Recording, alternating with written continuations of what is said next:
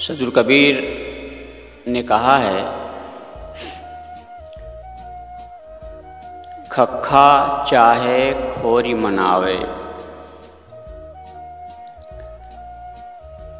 खसमय छाण दहूँ this धावे, खसमय छाण छिमा होय रहिए, होय नखिन अक्षय पद लहिए। सदगुरु कबीर ने इसमें कहा है खाकचर के माध्यम से, खखा चाहे खोरी मनावे। सदगुरु कहते हैं यदि चाहते हो,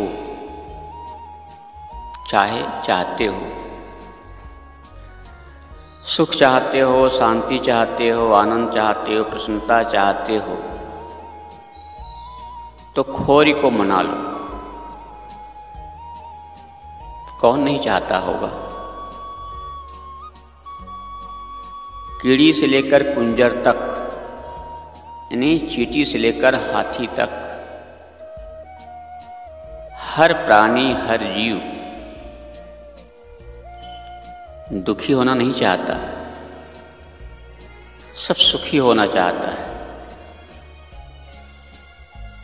सदगुरु कहते हैं बस एक काम करो, खोरी अर्थात गली। गली क्या है? गली गांव देहात में जिस रास्ते से गांव में प्रवेश किया जाता है उस रास्ते को गली कहा जाता है। शहर में सड़क कहते हैं। तो गांव देहात में तो प्रायः लोग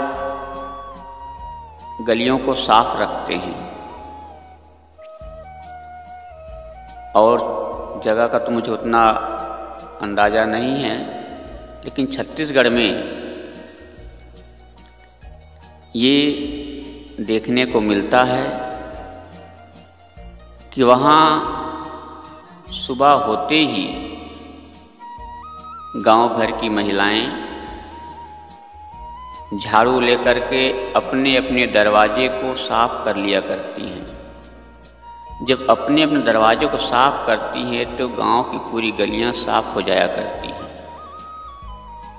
और कई जगहों पर तो ये देखने को मिला है कि सुबह झाड़ू लगा करके लोग रंगोली से अच्छी तरह से उसको सजाते भी हैं, दीपक भी लगाते हैं।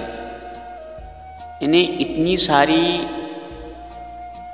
जानकारियाँ तो लोगों को है कि घर गांव को कैसे साफ रखना चाहिए, लेकिन खुद के जीवन को कैसे साफ रखना है। इसलिए कहा गया ना, हमने आंगन नहीं बुहारा कैसे आएंगे भगवान। जब आपका घर यदि गंदा होता है, दरवाजे पे कचड़े होते हैं, साफ सफाई नहीं होती है, तो मेहमान भी आने में कतराते हैं, उन्हें भी अच्छा नहीं लगता है। तो जिस भगवान को आप बुलाना चाहते हैं, उनका दर्शन करना चाहते हैं, उनका साक्षात्कार करना चाहते हैं, क्या वह भगवान उस मेहमान से भी गए गुजरे हैं? क्या उस गंदगी में आ जाएंगे? उनके लिए भी सफाई चाहिए ना। तो सदगुरु कहते हैं चाहो। कितना बढ़िया प्यार से कहते हैं। यदि चाहते हो तो, मजबूरी नहीं है, जबरदस्ती नहीं है, वो अपना विचार थोपना नहीं चाहते हैं कि तुम्हें ऐसा करना ही पड़ेगा। एक रास्ता बताते हैं। यदि चाहते हो तो, मजबूरी नहीं है लेकिन जरूरी है। यदि वो स्थिति हमें अपनानी है तो ऐसा करना जरूरी है। तो गुरु कहते हैं ये करो। किसी सूफी संत ने कहा है कि खुदी को कर बुलंद इतना कि हर तकदीर से पहले खुदा बंदा से पूछे बता तेरी रजा क्या है। कितनी बड़ी बात है। खुदी को कर बुलंद इतना कि हर तकदीर से पहले खुदा बंदा से पूछे बता तेरी रजा क्या है। सद्गुरु कबीर ने बहुत सहज ढंग से इसको भी कहा है कि कबीर मन निर्मल भया जैसे गंगा नीर, पाछे पाछे हरि फिरे कहत कबीर कबीर। सहज ढंग से। तो अपने मन को, अपनी इंद्रियों को जो गलियां हैं उसी रास्ते से तो विचार आते हैं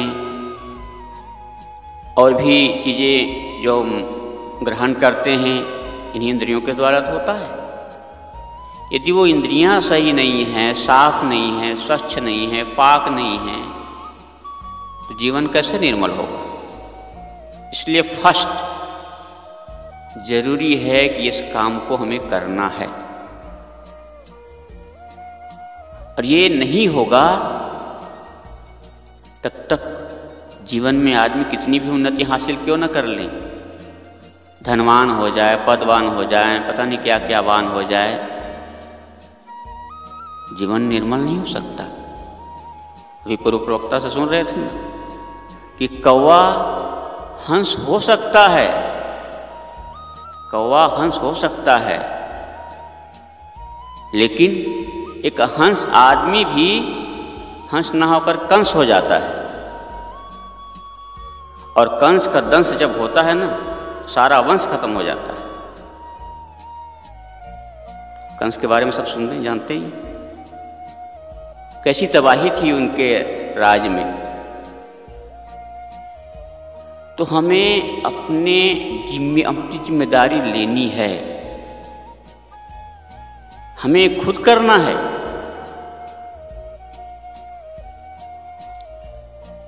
और इसके लिए जरूरी है, किसी ने कहा है कि वाद्य उसी का जो बजाना जानता है, यानी साज उसी का जो बजाना जानता है, और जिंदगी उसी की जो जीना जानता है। अरे मंदिर मस्जिद गिरजा गुरुद्वारे तो बहुत मिलते हैं, मंदिर मस्जिद गिरजा गुरुद्वारे तो बहुत मिलते हैं, भगवान उसी का है, परमात्मा उसी का है जो सर झुकाना जानता है, जो अहंकार में फूला फूला रहेगा, झुकना नहीं चाहेगा, जिसका मन निर्मल नहीं होगा, भजे भला उसे आत्मा साक्षात्कार कैसे हो सकता है। इसलिए फर्स्ट ये है कि अपना जो मन है, अपनी जो इंद्रियां हैं उसे क्लीन करें, साफ करें। सद्गुरु कहते हैं कि खक्खा चाहो खोरी मनाओ, उस रास्ते को साफ करो। क्या देखना है, कैसे देखना है, ये अपनी आंखें बहुत सेंसिटिव होती है, बहुत संवेदनशील होती है। इसलिए किसी ने कहा आंख रूठती है तो बहुत दर्द करती है, उठती है तो बहुत दर्द होता है, फूटती है तो बहुत दर्द। आंख हमें कितना क्या देखना है इसे खुद सोचना है। इसलिए सद्गुरु कहते हैं कि इन इंद्रियों को ठीक करो। खाना आदमी का कितना खराब हो गया है, पीना कितना खराब हो गया है। जब इन छोटी छोटी बातों पर आदमी गौर नहीं करता, ध्यान नहीं देता, इसलिए परिवार में कलह, तनाव, चिंता, अवसाद ये सब हुआ करते हैं। तो बेसिकली जो चीज़ है इससे हमें पहले सुधारना होगा। और सुधार न होने कारण जो पति पत्नी में, सास बहू में जो कलह होता है ना, वो यही वजह से आदमी दूसरे को सुधारना चलते, खुद को नहीं। इसीलिए किसी ने कहा है झांक रहे सब इधर उधर, झांक रहे सब इधर उधर, अपने अंदर झांके कौन, ढूंढ रहे औरों में कमियां, ढूंढ रहे औरों में कमियां, अपने भीतर ताके को। दुनिया सुधरे सब चिल्लाते, दुनिया सुधरे सब चिल्लाते, खुद को आज सुधारे को। पर उपदेश कुशल बहु तेरे, पर उपदेश कुशल बहु तेरे, खुद पर आज विचारे कौन। हम सुधरेंगे जग सुधरेगा, इतनी सी बात स्वीकारे कौन। हम सुधरेंगे जग सुधरेगा, कितना प्यारा है। शुरुआत अपने से तो करें, अपनी जिम्मेदारी तो लें। हम सुधरेंगे जग सुधरेगा। समाज क्या है? समाज नाम की कोई चीज़ थोड़ी होती है। व्यक्ति व्यक्ति का समूह ही समाज कहलाता है। और जब व्यक्ति अपनी जिम्मेदारी स्वीकारता है, अपने को सुधारता है, तो समाज अपने आप सुधरने लग जाता है। समाज सुधारने की जरूरत नहीं पड़ती, समाज सुधर जाता है। तो जीवन में हमें इस चीज को जब तक हम स्वीकार नहीं करेंगे, तब तक सुधार लाखों कोस दूर है। और अधिक ना कहते हुए मैं अपनी वाणी को विराम देता हूँ। बोलिए सद्गुरु देव की जय।